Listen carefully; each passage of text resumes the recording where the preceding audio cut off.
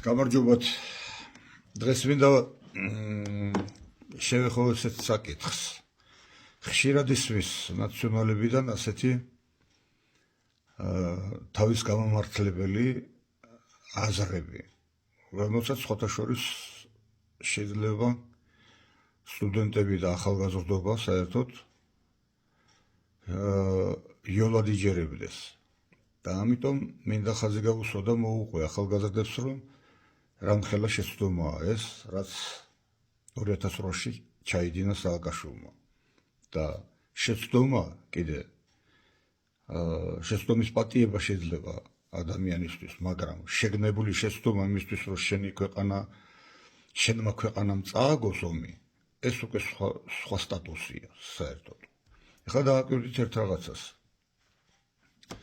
ცხინვალის მიმართულებით და ცხინვალის რეგიონში, აი ამ კონფლიქტური ზონა ქვია ამას. ამ კონფლიქტურ ზონაში, როდესაც სამშვიდობო ძალები გაეროს ეგიდით დგანან,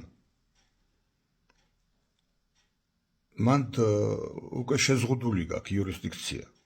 არც შენ არ გაქვს იქ უფლებები ჯარის გადაყვანის და არც შენს მოწინააღმდეგეს. კი ბატონო, ეს საქართველოში ხდებოდა. ეს საქართველოს ტერიტორია, მაგრამ შენ ხელი გაქვს მოწერილი და ჩაყენებული ყავს იქ სამშვიდობო ძალები. და უკვე აღარა გაქვს უფლება იქ გადაადგილების. აი რომ ხშირად იძახიან, რომ საქართველოს ჯარები არ გადასვლან საზღვარს. არ არის სწორი, საზღვარს გადავიდნენ უკვე, რადგანაც კონფლიქტურ ზონაში შეხვედი, იქ სადაც ხელი გაქვს მოწერილი და მანდატი გაუგრძელეს შენ 10 დღის წინ თუ 12 დღის წინ სამშვიდობო ძალებს. ამიტომ შენ იქ უფლება არ გქონდა შესვლის. თუ ისინი ისვრიან, თუ ისინი აშავებენ და არღვევენ მოლაპარაკებას, ეს შენს წისქვილზე ასხამს წყალს. და შენ უკვე როგორც ყოველთვის იძახით, რომ აი როდესაც სამშვიდობო მოლაპარაკებებზე რუსებთან როგორც კი მიდგება, რომ აი ვინმე შეხვდება თუ გახსოვთ პატრიოტთა ალიანსის ლიდერები რო შეხვდნენ რუსებს, რამბავი ატეხეთ თქვენ მაშინ. აბა დააკვირდით, როდესაც ისინი ისროდნენ, თქვენ რატომ მაშინ არ წახვედით საერთაშორისო ორგანიზაციებთან და მეგობრებთან და ჟენევის კონვენციებში ხმაურით, რომ აი გვესვრიან და ჩაგვიდეკით, დაგვიდექით, დაგვეხმარეთ. მოლაპარაკებაზე რუსებთან თქვენ წინააღმდეგი ხართ. უნდა წახვიდე ჟენევაში, უნდა ელაპარაკო ჟენევის გავლით რუსებს. და როდესაც იარაღს იღებ და ესვრი, საპასუხოდ იყოს თუნდაც. აი მაშინ რომ გაგეკეთებია ჟენევის გავლით, უფრო არ მიხვდებოდი, რომ დაგიდგება ის ჟენევის კონვენცია და ის დასავლეთი და ნატო, თუ არ დაგიდგება გვერდში? აი ეს იყო დიდი შეცდომა. ძალიან კარგი იქნებოდა თუ ეს შეცდომა ყოფილიყო, მაგრამ არანაირი შეცდომა არ იყო, ეს იყო წინასწარ განზრახული. იმისთვის, რომ საქართველოს წაეგო ეს ომი და ტერიტორია იყო გასხვისებული, გაყიდული იყო ჩვენი ტერიტორია. ძალიან გთხოვთ ახალგაზრდებო, დააკვირდით ამ ერთ რაღაცას. კიდევ ერთხელ გავიმეორებ. იქ სადაც სამშვიდობო ძალები დგანან, ეს რუსული იქნება, გაერო იქნება, მით უმეტეს გაეროს ეგიდით იყო რუსეთის სამშვიდობო ძალები იქ, ხო? იქ შენ უფლება არა გაქვს უკვე ის უფლება, რაც რომ მაგალითად ზუგდიდში გაქვს, მესტიაში გაქვს, კახეთში გაქვს. შენ სამშობლოში რა იურისდიქციაც გაქვს, ის შეზღუდულია უკვე იქ. და არა გაქვს უფლება იქ ჯარების გადაადგილების. და ჯარების გადაადგილებასთან დაკავშირებით კიდე, მაშინდელი რედაქციით ჩვენი კონსტიტუციისა, კოდორის ხეობაში 2006 წელს რო ჯარები გადაადგილა სააკაშვილმა, არ ქონდა უფლება მაგისი პარლამენტის გადაწყვეტილების გარეშე. და მან ეს პარლამენტის გადაწყვეტილების გარეშე გააკეთა და დაარღვია კონსტიტუციის 73 მუხლი ჯერე და მე ეს კონსტიტუციის 100 მუხლი. 73 მუხლი თუ არ სწორად მახსოვს, იყო ის, რომ საგანგებო ვითარება უნდა გამოეცხადებია, მერე პარლამენტს უნდა დაემტკიცა ეს 48 საათში.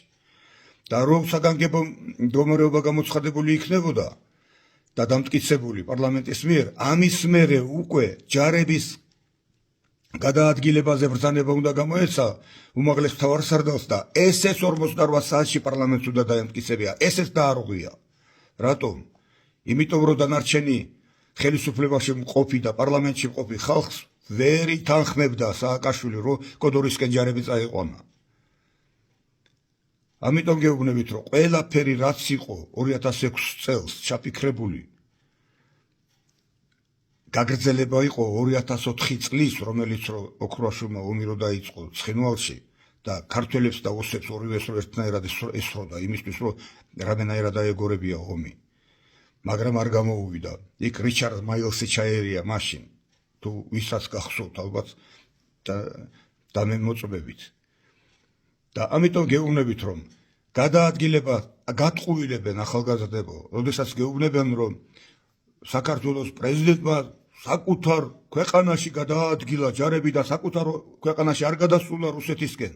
გადავიდა რუსეთისკენ, იმიტომ რომ რუსეთის ჯარებს ხელი მოუწერე შენ თვითონ 28 ივლისს გაგრძელებაზე, თუ ომს აპირებდი, რატო გაუგრძელე, თუ მოღალატე არ იყავი? ან რატო დაიწყე ფართომასშტაბიანი ომი? ან რატო აყევი ფართომასშტაბიან ომს, რომელიც შენი ქვეყნისთვის დამღუპელია? რატო პარტიზანულზე არ დაიწყე ეგრევე პარტიზანული ომი, რომელიც შენთვის მომგებიანი იყო და ჩვენი ქვეყნისთვის?